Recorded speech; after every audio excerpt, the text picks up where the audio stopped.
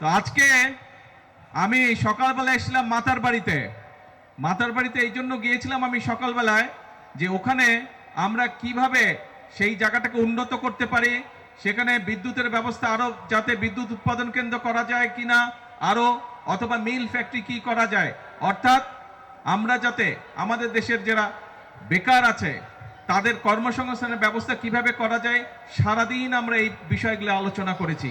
শুধু তাই নয়, এই যে আপনারা যে এই যে নির্বাচিত করেছেন, বিএনপি সরকারকে যে নির্বাচিত করেছেন, এই বিএনপি সরকার কিন্তু আপনাদের সরকার, এবং সেজন্যই আপনারা খেয়াল করে দেখেছেন যে আমরা নির্বাচনের আগে আমরা দেশের মানুষকে কতগুলো প্রতিশ্রুতি দিয়েছিলাম।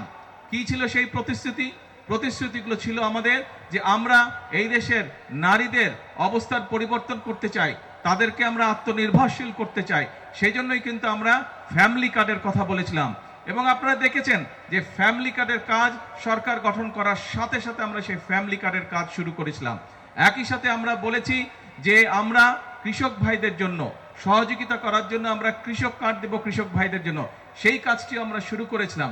আমরা নির্বাচনের আগে দেশের মানুষের কাছে আমরা ওয়াদা করেছিলাম যে আমরা যদি সরকার গঠন করতে পারি আল্লাহর রহমতে, দেশের মানুষের সহযোগিতায় সমর্থনে, তাহলে আমরা সারা বাংলাদেশে যে যাদের কৃষি ঋণ, কৃষক ভাই যারা আছে যাদের কৃষি ঋণ 10,000 টাকা পর্যন্ত আছে, তাদের 10,000 টাকা পর্যন্ত কৃষি ঋণ সহ সুদ সহ আমরা মওকুফ করব। আলহামদুলিল্লাহ, আল্লাহর রহমতে আমরা সরকার গঠন করার 1 সপ্তাহের মধ্যে সেই কাজটি করেছি। ফলে সারা বাংলাদেশে 13 লক্ষ কৃষক ভাই এই উপকারটি পেয়েছে। প্রিয় ভাই বোনেরা, আমরা বলেছিলাম যে আমরা দেশের মানুষের স্বাস্থ্যের যাতে সুবিধা পায়। আমরা জানি গ্রামের মানুষ, উপজেলা পর্যায়ে যারা বসবাস করে, অনেক ক্ষেত্রেই তারা স্বাস্থ্য সুবিধা পায় না।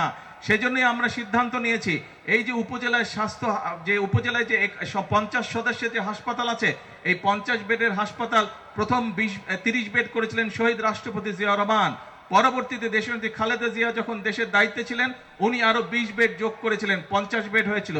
আমরা এবার এই সরকারকে যেহেতু আপনারা নির্বাচিত করেছেন, এই জন্য আমরা সিদ্ধান্ত নিয়েছি মানুষকে যাতে আমরা, যেহেতু আমরা মানুষের কাছে ওয়াদা দিয়েছিলাম নির্বাচনের পূর্বে যে মানুষের কাছে আমরা ন্যূনতম স্বাস্থ্য সেবা পৌঁছে দিতে চাই, সেই জন্য আমরা সিদ্ধান্ত করেছি বাংলাদেশের 503টা যে উপজেলা আছে, প্রত্যেকটি উপজেলার স্বাস্থ্য হসপিটাল যে আছে, সেই হসপিটালকে আমরা 101-50 থেকে আমরা 101 বেডে রূপান্তরিত করব, যাতে দেশের মানুষ স্বাস্থ্য সেবা পায়।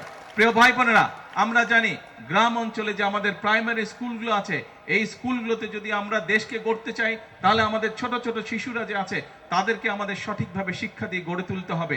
এবং সেই জন্যই আমরা জানি যে বহু শিশু আছে যারা স্কুলে হয়তো যায় ঠিকই, কিন্তু নতুন জামা বা স্কুলের জন্য যে জামা কাপড় দরকার সেটি তাদের বাবা মা হয়তো কিনে দিতে পারে না। সেই জন্য প্রায় 1,20,00,000 শিশু সারা বাংলাদেশের প্রাইমারি স্কুলের আমরা সিদ্ধান্ত গ্রহণ করছি এদেরকে আমরা বিনামূল্যে সরকারের পক্ষ থেকে ক্লাস 1 থেকে 5 পর্যন্ত আমরা তাদেরকে পোশাক ব্যবস্থা করে দেব সরকারের পক্ষ থেকে। তাদেরকে যেমন নতুন বই দেওয়া হবে, এইসব ছোট ছোট বাচ্চাদের জন্য আমরা স্কুল ড্রেসেরও ব্যবস্থা করে দেবো ইনশাআল্লাহ।